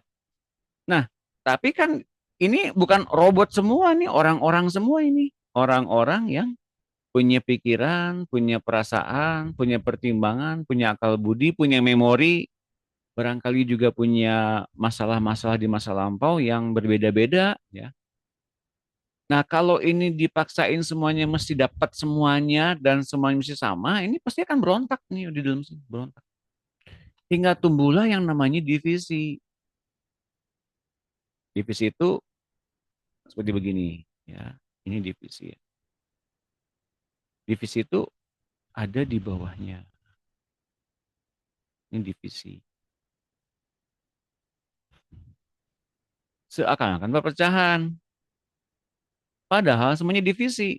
Adalah bagian yang di bawah orang ini untuk kemudian mereka sama-sama bekerja untuk memuliakan Tuhan. Nah, yang dicari mungkin yang berbeda-beda. Perselisihannya mungkin karena akibat argumen yang berbeda-beda, cara pandang berbeda-beda. Makanya carilah hal-hal yang membuat mereka sama. Apa samanya? Mereka diikat oleh kasih kepada Tuhan yang sama. Oleh komando yang sama untuk mengasihi Tuhan. Artinya, meskipun terpisah-pisah dalam pelayanan, mereka diperuntukkan hidup untuk hanya melayani kepentingan Tuhan saja. Mengertikah itu? Jadi divisi yang adalah perpecahan itu bukan berarti perpecahan karena pertengkaran, bukan. Nah nantinya di dalam ayat seterusnya di Kisah Para Rasul ini, akhirnya Paulus menyadari bagaimana kemudian perselisihan atau perbedaan argumen yang ada dan kemudian mereka berpisah. Barnabas bawa Markus atau Yohanes, Paulus pilih Silas untuk pelayanan, kemudian mereka berdua berpisah, dua kelompok ini berpisah untuk sama-sama berjalan dengan jalan berbeda, tapi pada akhirnya Paulus menyadari bagaimana Markus ini berguna bagi kerajaan Allah. Sangat berguna bagi kerajaan Allah. Nanti dibaca di kisah ini di bawahnya. Akhirnya dia menyadari, meskipun tampaknya ada perpecahan, tapi bukan perpecahan yang karena bertengkar, tapi karena mereka punya tugas yang berbeda dengan visi dari Tuhan yang sama. Gitu Bu. Nah, sekarang tinggal bagaimana kemudian membuat kitanya sekarang bisa mengerti visi Tuhannya seperti apa. Kan itu PR-nya ya. Itu Bu. Terjawab nggak? Iya, Pak. Apa itu juga Pak tentang yang dibukakan itu kan semakin dalam dibuat mengerti gitu. Hmm. Berarti itu tergantung kedalaman hati kita gitu ya, Pak. Berarti seperti apa kita mengasihi Tuhan, seperti apa kita apa ya berarti kayak menyerahkan hidup kita itu sama Tuhan gitu ya, Pak. Ya, Berarti betul. apa itu yang menentukan juga semakin dalamnya kita bisa mengerti dan dibukakan maksud Tuhan itu ya, Pak ya. Mungkin kita pernah mendengar berkat itu nggak mungkin salah sasaran. Dan Tuhan pun memberi perintah nggak mungkin salah orang. Kenapa? Dalam perintahnya dia meskipun tampaknya bagi kita sangat mustahil, ternyata di perjalanan itu kita diubahkan oleh Tuhan. Hati kita diubahkan, karakter kita diubahkan. Masalah yang tadinya ada masih ada tapi nggak jadi masalah lagi buat kita. Memang seperti itu Tuhan. Jadi dia melihat bukan dari apa dan siapa kita, tapi apa dan siapa kita di depan Tuhan. Mengerti maksud saya? Mengerti, Pak, mengerti. Begitu. Terima kasih ya, Pak, penjelasannya. Sama-sama. Saya teruskan dikit lagi ya. Yuk, dikit lagi. Habiskan. Nah, lalu kemudian setelah ini tim pelayanan di kota-kota juga ada pasangan-pasangan yang melayani. Ya. Nah, di antaranya saya sendiri pribadi sejak awalnya memang seperti begitu ya. Menikah untuk kemudian disatukan dalam Tuhan dalam pelayanan. Pasangan suami istri yang sehati juga merupakan tim yang sangat efektif dalam pelayanan pertumbuhan tubuh Kristus. Nah, contohnya ini Priscilla Aquila ya. Silakan dibaca kisah 18, 24, 26. Silakan oleh Bu Yunike. Ada Bu Yunike? Shalom, Pak. Halo, selamat sore. Silakan. Kisah 18 ayat 24 sampai 26. Sementara itu datanglah ke Efesus seorang Yahudi bernama Apolos yang berasal dari Alexandria. Ia seorang yang pasti berbicara dan sangat mahir dalam soal-soal kitab suci. Ia telah menerima pengajaran dalam jalan Tuhan. Dengan bersemangat ia berbicara dan dengan teliti ia mengajar tentang Yesus. Tetapi ia hanya mengetahui baptis Yohanes. Ia mulai mengajar di rumah ibadat. Tetapi setelah Priscilla dan Aquila mendengarnya, mereka membawa dia ke rumah mereka dan dengan teliti menjelaskan kepada jalan Allah. Amin. Ya, terima kasih Bu Yunike. Sama-sama, Pak. Ya. Ada coret. Nah, ini bagaimana ternyata pekerjaan Tuhan itu diperkuat oleh tim atau pelayan-pelayan Tuhan yang adalah suami istri. Contohnya Priscilla Aquila. Dalam kisah 18 ini ada namanya Apolos, ya, datang ke Efesus. Dia seorang Yahudi, dia seorang dulunya penganut agama Yahudi, ya mungkin ya. Dia seorang Apolos, namanya Apolos. Tapi dari Apolos ini kan kita sudah tahu, nah, ini sebetulnya orang yang kemudian berasal dari orang yang kemudian belajar juga tentang Injil, mungkin ya, yang berasal dari Alexandria. Dia seorang yang fasih berbicara dan sangat mahir dalam soal-soal kitab suci. Berarti ini seseorang yang akhirnya mengerti apa itu Alkitab yang kita kenal pada hari ini. Mungkin bukan Alkitab selengkap yang kita baca, tapi dia telah mengenal yang kita kenal waktu itu sebagai kitab Tauratnya orang Yahudi. Dia telah menerima pengajaran dalam jalan Tuhan. Dengan bersemangat ia berbicara dan dengan teliti ia mengajar tentang Yesus. Tapi yang ia kenal adalah baptisan Yohanes tentang pertobatan saja. Jadi ini bukan soal Injil yang kita kenal lebih dalam hari ini, bukan.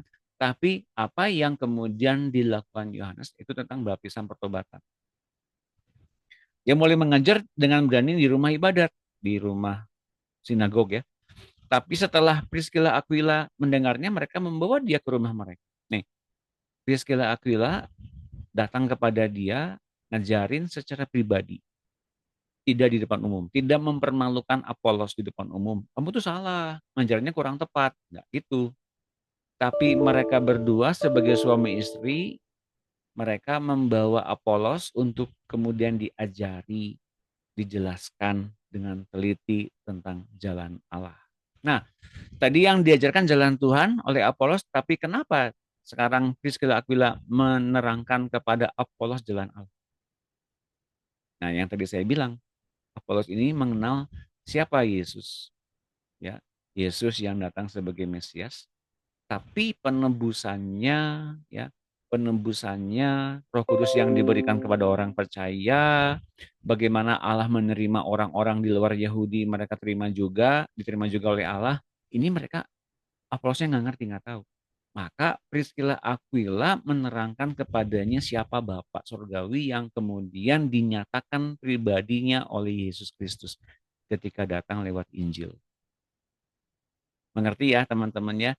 Jadi apa yang menjadi pelajaran kita pada sore hari ini tadi dalam Yohanes 14, 21, 23 ini ternyata diterangkan kembali sebetulnya secara apa ya? Secara lebih uh, lebih lebih apa namanya? Lebih kan dulu belum ada Alkitabnya tentang Yohanes 14, 21, 23 itu. Tapi menjelaskan dengan cara yang perlu didengar oleh orang-orang di masa itu, dan Apolos lebih giat lagi dalam mengabarkan kerajaan Allah pada banyak orang. Nah, apa yang menjadi kata kuncinya? Ya, kata kuncinya sebetulnya yang berbeda adalah bagaimana kemudian Allah mau menerima orang-orang di luar Yahudi. Bagaimana mereka semua dibaptis dalam satu roh, satu tujuan yang sama. Hingga mereka semua diterima dengan amat diterima oleh Allah, tanpa melihat lagi bagaimana cara mereka beribadah dan cara mereka melakukan ritual-ritual agamawi mereka. Mereka sangat amat diterima oleh Allah. Nah, apa yang membuat mereka diterima oleh Allah? Karena hidup Kristus yang terbuka, dan mereka semua mau untuk menerima Kristus, dan hidup yang terbuka itu untuk kemudian mereka digantikan dengan hidup itu berdasarkan pimpinan dan baptisan Roh Kudus. Itu kira-kira. Sampai sini ada pertanyaan, silakan masuk ke diskusi. Bu Devina, selamat malam. Silakan. Ya, malam Pak, salam. Salam. Saya hanya mau mengulang yang tadi tentang membuka diri itu. Ya. Ya, itu pertanyaannya begini. Kalau kita mendapat visi dari Tuhan, terus kita mau apa namanya agar visi itu tergenapi, kita harus mengikuti apa maunya Tuhan, perintahnya Tuhan. Seperti yang tadi ada pertanyaan yang seperti ini juga mirip-mirip. Tapi kita kan bingung, terus merasa tidak mampu untuk melakukan langkah-langkah untuk sampai kepada visi itu. Artinya ada hal-hal yang harus dilengkapi. Ya, seperti dibilang di-upgrade gitu, kitanya gitu. Karena terbatas tidak bisa gitu. Tetapi karena ada trauma pernah, jadi akhirnya tidak berani. Aduh, nanti salah. Bagaimana nih? Bisa tidak? Jadinya ragu gitu. Ragu dengan kemampuan. Aduh, nanti salah, nanti apa ya? Pokoknya tidak bisa gitu, tidak berani gitu. Tapi dalam perjalanan tidak bisa, itu harus. Karena itu bagian daripada visi yang Tuhan berikan. Jadi harus gitu. Akhirnya jalan salah satunya itu harus membuka diri. Apa iya Pak begitu? Saya karena saya alami itu, saya membuka diri. Saya benar-benar buka semua. Saya buka semua, sampaikan sama Tuhan semua apa yang saya alami. Tapi Tuhan katakan, kamu melangkah saja. Kamu tidak usah pikir tentang kekuranganmu, tidak usah pikir tentang kamu. Kamu pikir tentang aku saja. Kamu pikir tentang aku saja, bahwa aku sanggup untuk mau menolong kamu dan membawa kamu. Gitu. Akhirnya Sampai saya menangis gitu. Saya menangis karena saya harus bisa gitu. Akhirnya ikuti. Nah, saya ikut pertama, saya tidak bisa apa-apa, ikut pertama. Terus akhirnya saya sudah apa tidak mau lagi untuk mengikut lagi yang kedua kali. Terus saya ditawarin lagi kedua kali sama gembala. Kakak ikut lagi. Terus sudah saya ikut. Saya ikut dalam perjalanan, saya lanjut tidak ya, saya sudah mau mundur lagi nih. Harus tidak bisa ini, saya mau mundur lagi. Tapi pada saat saya benar-benar datang dan saya menyerah sama Tuhan. Tuhan, saya rindu untuk hal itu, tapi kenapa sampai sekarang ini belum bisa. Jangankan berkata-kata, untuk saya sulit berkata-kata. Kayaknya tidak ada kata-kata yang bisa keluar. Tetapi karena saya benar-benar buka diri, kamu tetap maju, kamu melangkah. Saat kamu melangkah di situ aku melengkapi. Akhirnya saya ikuti. Saya ikuti sampai sudah mau selesai, tinggal ujian. Ini saya ternyata itu luar biasa sekali. Apa yang Tuhan sampaikan itu Tuhan melengkapi. Jadi saya jadi terheran-heran. Jadi iya Pak ya, kita maksudnya yang saya alami itu membuka diri itu sedetil-detilnya. Segala apa yang ada di dalam diri ini, meskipun saya bilang Tuhan yang menciptakan saya, Tuhan tahu semua yang ada dalam diri saya, tapi saya perlu menyampaikan sedetil-detilnya tentang diri ini, apa yang harus dilengkapi untuk tujuan tujuan Tuhan juga, artinya visi Tuhan, artinya suatu pelayanan gitu. Apakah yang saya sampaikan ini salah atau tidak? Itu saya mau Dalam supaya diteguhkan. kehidupan kekristenan kita kan membuka diri kepada Tuhan. Betul. Baik itu langkah pertama yang kita lakukan. Langkah yang kedua berikutnya adalah ketika Tuhan buka diri, kita ngerti nggak dia lagi buka diri. Bukan cuma kita buka diri sendiri, bukan. Dalam ayatnya tadi yang saya jelaskan, teman, dalam ayat yang tadi saya jelaskan di sini, ini pada tahap Tuhan Yesus membuka dirinya bagi kita. Reveal himself. Ya, saya ingatkan lagi sekali lagi ya.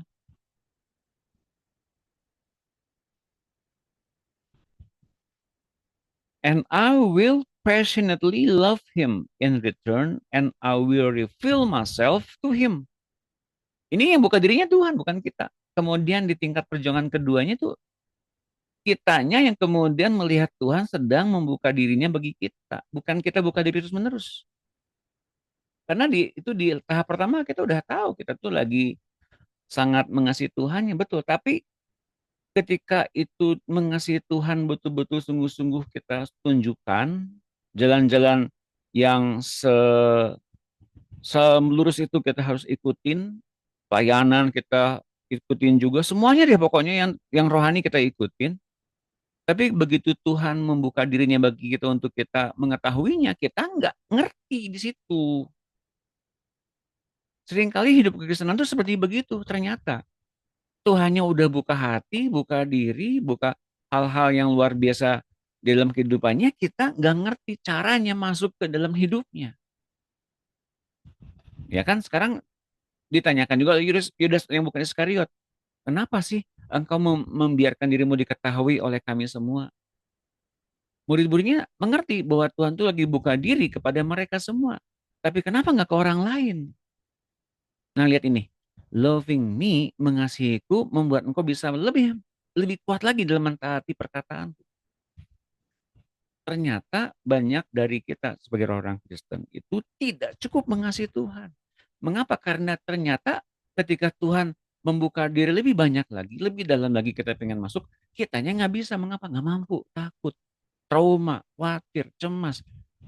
Tapi ketika mengasihi langkah demi langkah saja apa yang Tuhan mau, kita dimampukan untuk taat, mentaatinya.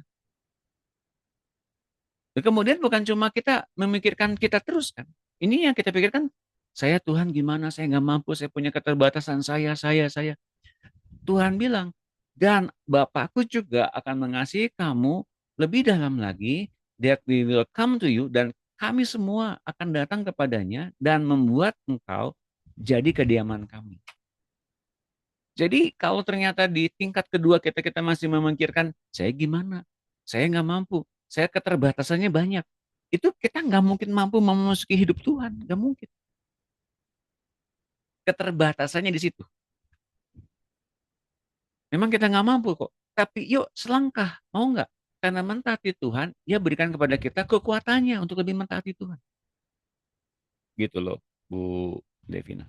Iya Pak, berarti eh, Tuhan membuka diri buat kita, berarti kita benar-benar harus taat tanpa kita memikirkan diri kita. Iya Pak. Betul.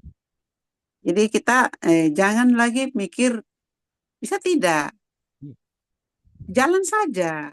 Artinya kamu kamu taat, kamu mengenal aku, kamu cinta, kamu jalan aja, kamu nggak usah mikir siapa kamu, gitu. Artinya ya ikuti aja gitu arahan.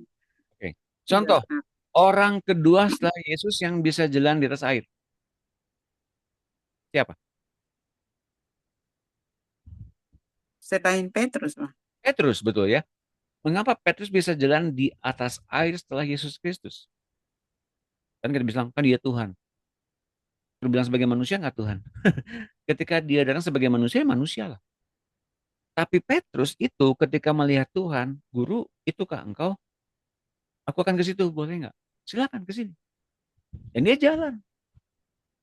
Yang punya ide duluan untuk jalan di atas air kan Petrus itu sebetulnya. Ketidakmungkinan itu dikalahkan oleh manusianya Yesus. Manusianya Petrus. Iya, Mengapa bisa terjadi? Karena Petrusnya lihat ke Yesusnya. iya. Bukan lihat ke dalam kelemahan dirinya, Bu. Jadi Benar. dia membuka dirinya kepada Tuhan. Boleh nggak Tuhan? Silakan. Nah kalau Tuhan bilangnya boleh dan kita fokus ke Tuhan saja, pasti bisa. Iya, benar. Iya, iya, iya, Pak. Jadi kita fokusnya ke Tuhan saja. Artinya itu Tuhan yang mengerjakan semuanya, bukan kita. Kita hanya mengikuti aja. Betul. Tuhan yang mengerjakan dari dalam, kita hanya lihat saja, wah, kita terheran-heran dengan apa yang Tuhan buat. Iya, Pak. Iya, Pak, terima kasih. Terus satu lagi itu yang kemarin Bapak ada ngomong terus yang penjelasan tentang yang saya ada sharing kemarin itu, ternyata saya tadi pagi dapat sharing. Ada Roh Kudus sharing di dalam hati saya panjang juga subuh. Saya masih belum bangun turun di tempat tidur, masih tidur. Tapi sharing itu tentang kasih. Tentang kasih bahwa kamu lakukan duluan, kamu dulu yang lakukan kasih itu. Agar orang melihat kasih itu di dalam kamu. Kamu harus memberikan teladan dulu tentang kasih itu, memperlakukan kasih itu kepada orang, supaya orang melihat kasih itu lewat kamu, baru mereka akan mengerti tentang kasih. Jadi waktu saya dijelaskan itu, oh iya, iya, gitu. Jadi artinya saya dibukakan itu tentang apa yang Bapak waktu malam kemarin hari Rabu jelaskan itu sebenarnya titiknya itu tentang kasih. Artinya saya hanya melihat diri saya, tapi tidak melihat orang, gitu. Jadi Tuhan bilang, lakukan, kamu harus lakukan, kasih itu keluar, keluar, gitu. Jadi, oh iya ya, jadi memang Tuhan luar biasa sekali mau mengubah itu. Tuhan harus memberikan contoh, harus mengarahkan, harus membuka pikiran. Oh iya, iya. Jadi saya saya jadi teringat kemarin, jadi saya akhirnya cerita Tuhan luar biasa sekali mengajar segala sesuatu yang kita tidak mengerti, jadi mengerti. Jadi apa yang disampaikan sore hari ini itu, malam hari ini tuh terkonek dengan apa yang saya alami. Jadi saya bersyukur sekali, ya Pak. Terima kasih Pak. Terima kasih puji Tuhan. Oke. Ada lagi pertanyaan? Silakan. Tidak ada? Oke. Ini Bu Yohana ya, silakan. Iya, Pak Doni, yang kemarin waktu DM saya tentang kata kunci karakter itu apa yang Bapak sampaikan tadi yang di awal itu? Ya, betul. Jadi satu kejadian-kejadian yang terulang-ulang itu, sekalipun itu bukan kejadian dari diri kita sendiri, tetapi ada bagian dari mungkin orang tua kita atau ya orang tua kita lebihnya ya. Itu juga sama, Kak, Pak. Ya, jadi kalau Membentuk ke ada karakter juga. sesuatu di luaran yang kemudian mengganggu kita, itu berarti di dalamnya pernah ada yang terganggu di situ. Sesuatu hal yang membuat kita dirinya terganggu ya. Jadi kita pernah mempunyai luka di daerah itu. Contoh nih ya, contoh kalau ternyata teman-teman hari ini kalau mendengar berita-berita kan banyak yang berseliweran tuh ya berita-berita soal bagaimana Amerika menekankan biaya impor 32%. Buat kita nggak langsung terdampak. Kenapa? Karena kita bukanlah orang yang ada dalam perdagangan langsung gitu. Tapi pernahkah terpikir kalau ternyata itu jadi suatu bentuk hal yang mengganggu kita? Kenapa? Karena kitanya lagi ngalamin hal-hal yang tidak menyenangkan dalam bidang perekonomian misalnya. Jadi seolah kita langsung terdampak langsung, padahal nggak terdampak langsung.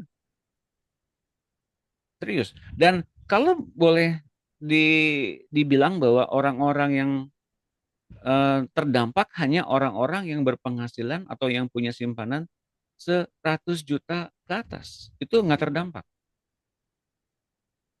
Berarti kalau saya terdampak dong Pak. Nah bergantung. Kalau kalau kitanya bergantung sama Tuhan ya nggak terdampak karena Tuhan tuh punya ekonomi lebih dari itu sebetulnya. Tapi kan logika kita main. Nah logika kitanya ini ya masih terus berbaik gitu loh teman-teman. Bahkan Tuhan pun mengutus muridnya tuh berasal dari logika tentang bagaimana pemeliharaan Tuhan lewat ikan. Kan mereka nelayan ikan. Nah Tuhan kasih lewat ikan. Tebarkan jamu ke kanan, kamu akan temukan. Oh guru, kami sudah semalaman ini menjala ikan, nggak ada ikan. Coba tebarkan sekarang, ada ikannya. Jadi semuanya itu berawal dari hal sederhana. Gak mungkin tiba-tiba Tuhan kasih yang lebih besar itu. Gak mungkin. Sederhana itu kita lakuin nggak? Kita akan lakonin nggak? Ngelakonin pasti kemudian Tuhan tumbuhkan lagi pengetahuan-pengetahuan yang baru, logika-logika yang lebih mencengangkan. Dan akhirnya kita sama sekali nggak terganggu dengan apa yang dunia ini sedang digoncangkan. Kita nggak terganggu. Gitu. Gitu. Oh, begitu. Berarti sama halnya dengan luka-luka yang pernah mungkin begitu sangat menoreh gitu. Itu kenapa diulang-diulang itu supaya ketika ada luka-luka yang baru itu tidak terasa lagi Ya. menyakitkan gitu ya. Masih ngaruh nggak? Masih Tuhan, ya udah buka diri lagi kepada Tuhan. Kata Bu Levina tadi ya, buka diri lagi kepada Tuhan. Tuhan, aku buka diriku Tuhan. Aku benci sama orang itu Tuhan. Besoknya ketemu lagi. Ayo sama orang ini masih benci nggak? Sebel banget ya mukanya Tuhan. Ampun ya aku Tuhan. Ya ampun gitu terus ya misalnya tiap hari. Tapi nggak apa-apa Tuhan aku masih sabar kok. Nah sampai kapan sabarnya? Nah teman-teman kan di luar sana tuh ada pekerjaan-pekerjaan yang menantikan kita sebetulnya. Ya dan jiwa-jiwa yang kemudian menanti untuk kita layani. Nah, ini mau dikemanain nih gitu loh. Tuhan tuh concern kepada jiwa kita lebih dulu kan sebetulnya sebagai penjala manusia. Tuhan limpahkan sukacitanya, limpahkan hidupnya untuk kita bisa melimpahi mereka di luar sana dengan sukacitanya, bukan sukacita kita. Nah, kalau kitanya masih kosong, gimana caranya kita melimpahkan kasih Tuhan kepada mereka? Yang ada malah kita kemudian mengimpartasikan luka-luka itu. Gitu. Oh, iya, iya. Iya, saya ngerti sekarang karena kenapa kok bisa kebuka lagi nih yang kemarin saya cerita. Ya. Depresi saya kambuh tiba-tiba padahal sudah sekian lamanya udah sembuh gitu kan. Ternyata saya ingat ingat nih ketika Bapak bilang begini, beberapa yang lalu kan saya pelayanan anak-anak SMK ya, gitu kan. Dan ketika saya menyampaikan firman tentang keintiman, dan itu nggak tahu kenapa kok masuk ke wilayah area anak-anak yang tidak mendapatkan kasih di dalam rumah tangga, dalam keluarga. Nah, itu kan bagian di mana luka itu ada di saya juga, dan itu sampai hari ini saya berjuang untuk menerima itu, gitu kan. Itu secara tidak langsung ketika saya merasakan hatinya mereka, belas kasihan saya ada kan saat itu. Tapi saya lupa kalau jiwa saya nggak boleh nimbrung gitu. Tuh, emosinya nyampur ya. Ya, emosinya nyampe di situ dan saya nggak waspada di area itu, pulang sampai di rumah tidak bersih-bersih di area itu, kemungkinan ya ini saya mencoba mereview kembali. Terus kemudian hari-hari berikutnya entah kenapa nggak ngerti ya. Mungkin si jahat tahu kalau ada bagian itu di saya yang dia terus kerjakan dan saya nggak pernah selesai di situ kan. Iya. Jadi saya diulang lagi nih gitu, dipukul di area itu lagi gitu, kayak ibaratnya kayak apa ya? Kalau bahasanya para pendoa sih serangan balik gitu kan. Sebenarnya bukan serangan balik karena hati saya aja yang membuka tanpa saya sadari gitu kan. Jiwa saya kebuka tanpa saya sadari. Jadi seperti kayak serangan balik gitu. Dan saya nggak sanggup menahan itu hingga sampai akhirnya terjadilah itu. Ya. Iya, ngerti sih Pak. Terima kasih. Saya jadi eh, kebuka ini mereview kembali apa yang terjadi. Ya. Nah, Iya, terima kalau kasih. kita melihat lagi ya, tadi diceritakan bahwa dosa itu adalah satu skandal, ya. Skandal yang melibatkan eh, melibatkan kita sebetulnya. Kitanya masih mau nggak dipikat oleh dosa?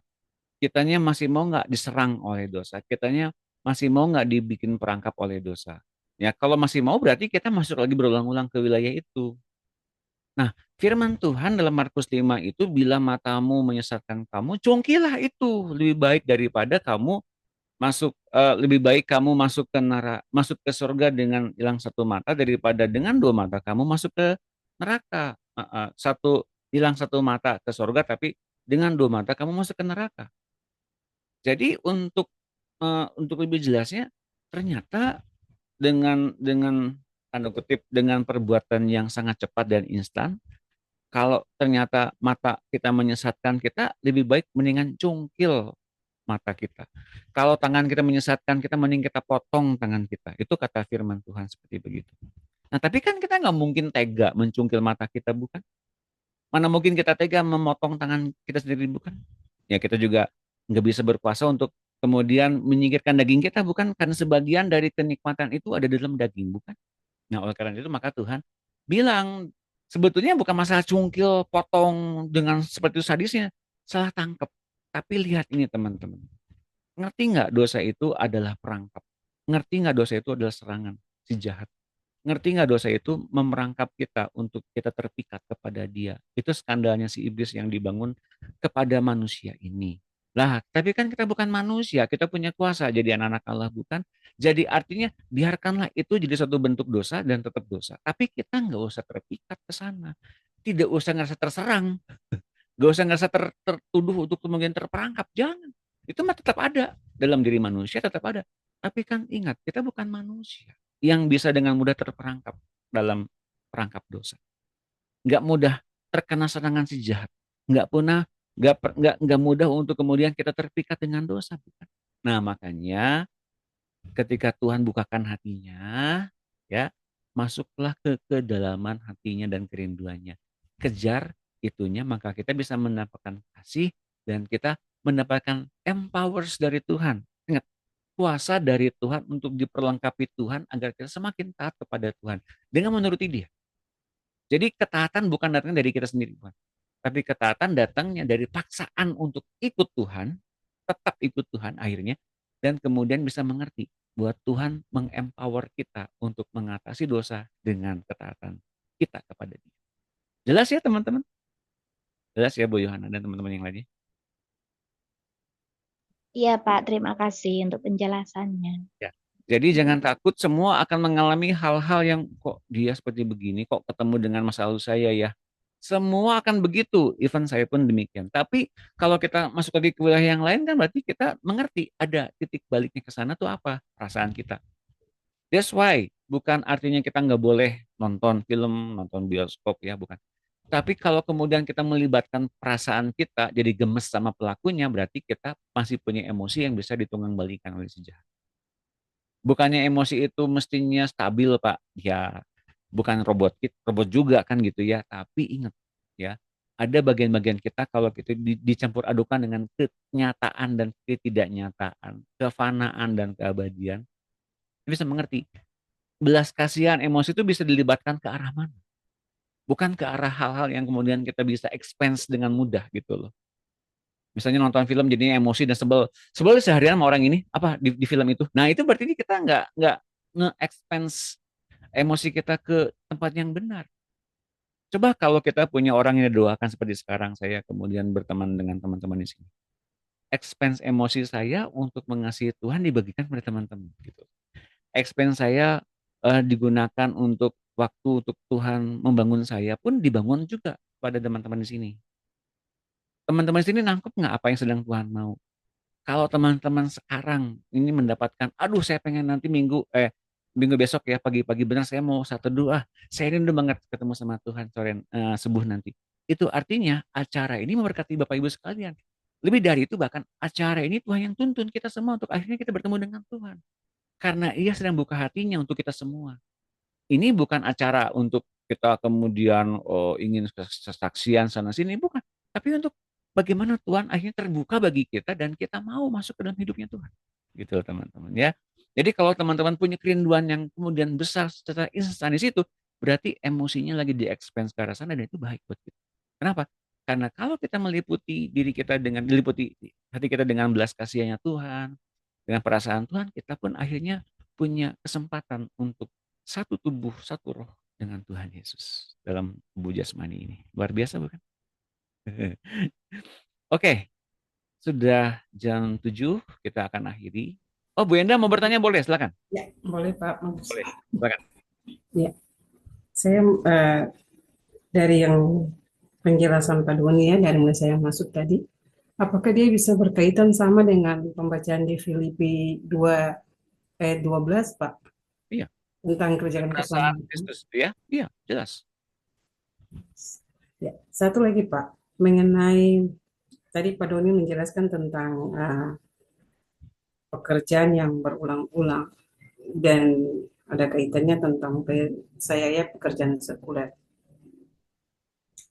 Dan saya mau ingin tahu nih Pak, dalam tugas keselamatan pekerjaan yang kalau kayak kita ini yang berulang-ulang ini yang dikaitkan kalau di kita ya di sekuler itu kan berulang-ulang artinya pekerjaan itu terus menerus. Nah, tapi kaitkan dengan pekerjaan keselamatan tadi Pak Doni katakan tentang bukan hanya keselamatan saja, tapi intinya apa gitu Pak? Ya, oke. Saya mau bukain dulu, mungkin dulu 2 pertemuan yang lalu Bu Enda tidak hadir. Tapi rekamannya ada ya, nanti tolong dilihat rekamannya. Saya review sedikit. Ini ya. Daud diurapi Tuhan karena apa yang biasa dilakukannya selama ia di padang menggembalakan domba 2-3 ekor banyak. Ini pekerjaan Daud. Dan Daud diurapi Tuhan karena apa yang dikerjakan olehnya di padang gembalaan. Dan pekerjaan itu yang Daud lakukan diulang-ulang hingga menemukan karakter. Karakter Daud ini yang kemudian Tuhan suka. Kemudian dia berhadapan dengan Goliat yang kalah. Berhadapan dengan singa dan beruang, mereka kemudian tidak memangsa domba dan kambingnya. Kemudian Saul kerasukan roh jahat, misalnya roh setan yang dari Tuhan sekalipun, Daud memainkan kecapi, roh jahat ini keluar dari diri Saul dan Saul merasa tentram di tengah-tengah atau di samping Daud. Nah, Daud dipercaya Tuhan karena karakter yang terbentuk dari rutinitas dan aktivitas sehari-hari yang dibawa di dalam. Dari sini pribadi saya masih sekuler juga, masih meneliti orang-orang, tapi kegiatan saya sehari-hari, rutinitas dan aktivitas yang saya lakukan sehari-hari tidak menjadi membosankan karena kemudian saya bawa di dalam Tuhan. Jadi saya dalam obrolan-obrolan dengan klien saya ngomongin tentang Tuhan juga. Semuanya tanpa terkecuali. Ia mengalahkan Goliat dengan mudah karena Goliat bukanlah lawan yang sepadan dengannya. Yang ia lawan dalam rutinitas dan aktivitas sehari-harinya adalah singa dan beruang. Ia membawa puji-pujian dari hati. Karakternya yang terbentuk itu membuat roh-roh jahat tidak tahan di hadapannya. Kelak, meskipun Daud berdosa sangat besar pada Tuhan, ia masih diperkenankan untuk merancang bait Allah dan masih dipercaya untuk menggenapi janji Tuhan bahwa keturunannya menurunkan Mesias dalam wujud anak manusia. Jadi, sebetulnya dari rutinitas dan aktivitas yang Bu Enda lakukan sehari-hari, ketika itu bawa dalam Tuhan, itu menyenangkan Tuhan. Dan itu merubah karakter Bu Enda. Karena Bu Enda sedang bekerja untuk melayani Tuhan. Bukan cuma melayani dispenda dan sebagainya misalnya atau Depdikbud dan sebagainya. Itu Bu Enda. Iya, paham Pak. Terima kasih. Eh, apa ya Pak? Kalau gitu berkaitan tadi dengan pertanyaannya Bu Yohana ya tentang yang sudah dijelaskan tentang ketaatan tuh. Nah, lalu telah dijelaskan oleh Pak Doni tentang karunia nabi. Nah, apakah kalau yang saya ya Pak Doni tentang untuk mau sampaikan kepada orang lain, Pak Doni, saya langsung tadi penjelasan pertanyaan Bu Yohana itu dan yang dijelaskan oleh Pak Doni itu yang paling intinya sebenarnya kita doakan saja ataukah itu. Ah, tapi yang saya tahu gini Pak, maksudnya yang saya rasakan, yang saya alami ketika doakan itu orang yang bersangkutan ini mengalami banyak hal, itu yang membuat saya sedikit jauh sekali, saya paling jauh sekali dari tahun kemarin itu. Kayak saya rasanya, itu karakternya trauma kah atau apa ya Pak? Ya.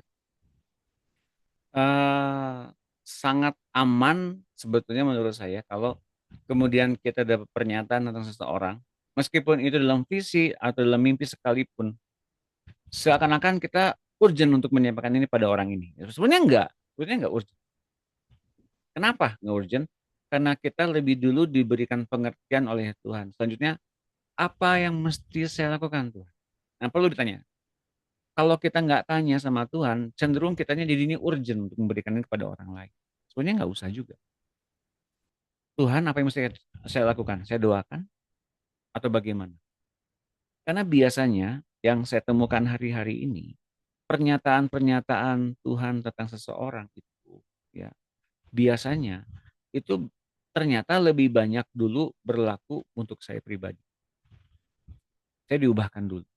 Saya mengalami satu bentuk cerminan lah dari apa yang saya pandang dari orang itu.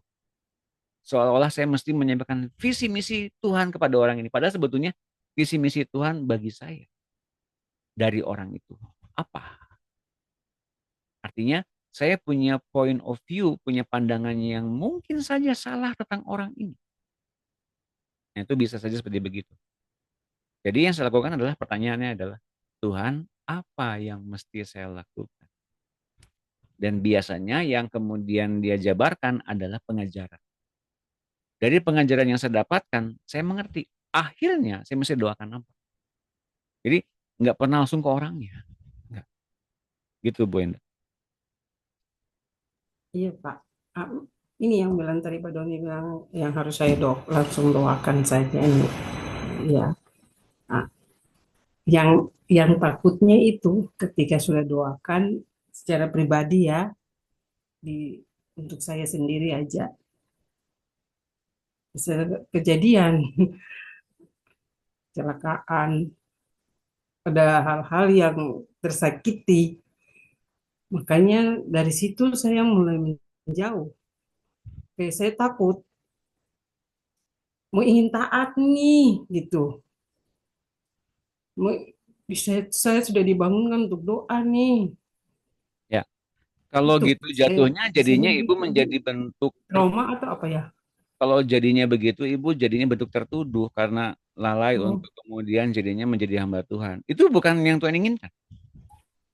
Bisa jadi Tuhan menginformasikan seperti ini, Saul akan dibunuh mati seperti ini karena aku tidak lagi berkenan kepada dia. Cuman itu aja, apakah kemudian Daud mendoakan Saul? Kan tidak. Jelas Bu ya. Jadi nggak semua yang kita lakukan itu mesti urgent gitu, mesti lakukan terus ke orang yang nggak harus juga gitu loh. Iya, iya, betul, betul.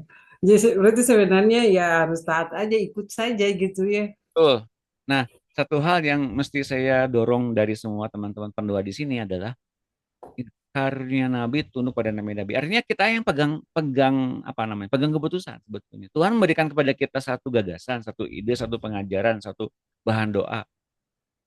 Itu mutlak di tangan kita untuk diapain. Nah, tanya sama Tuhan, Tuhan mesti diapain?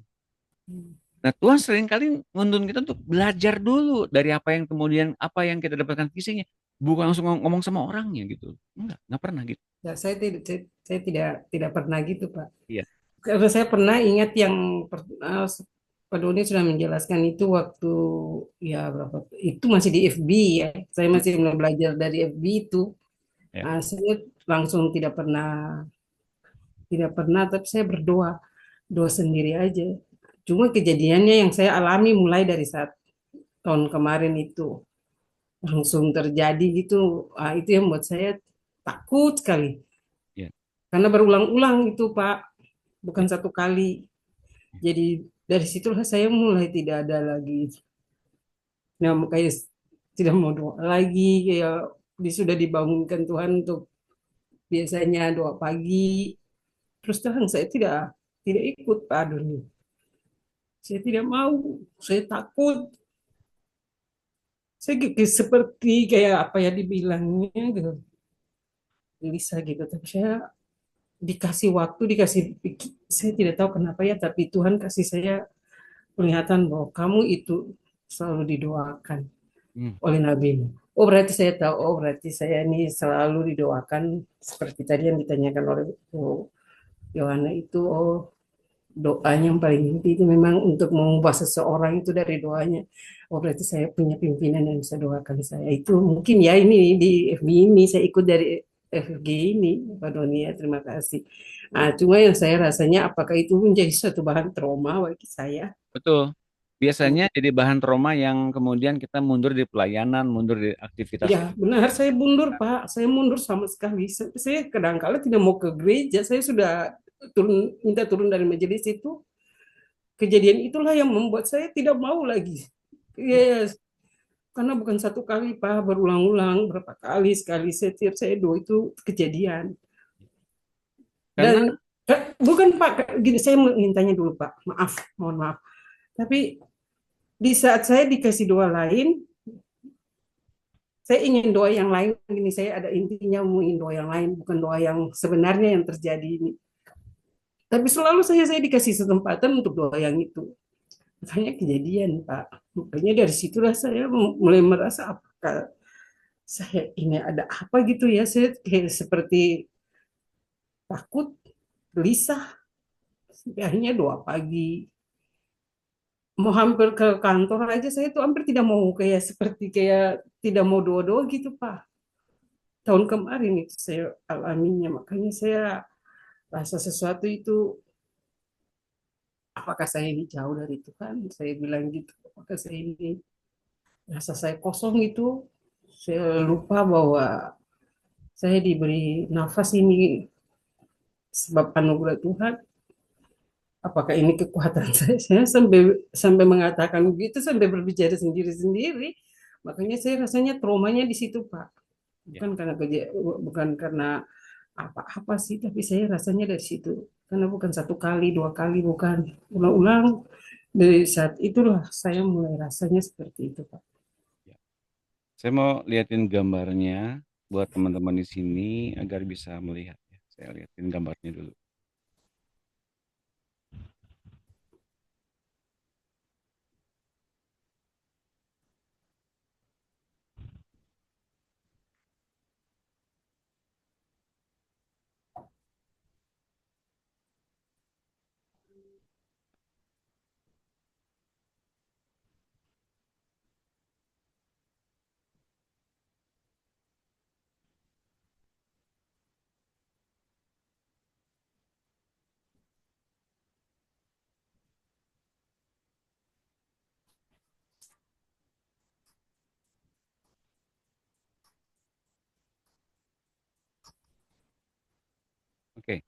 Saya coba besarkan gambarnya.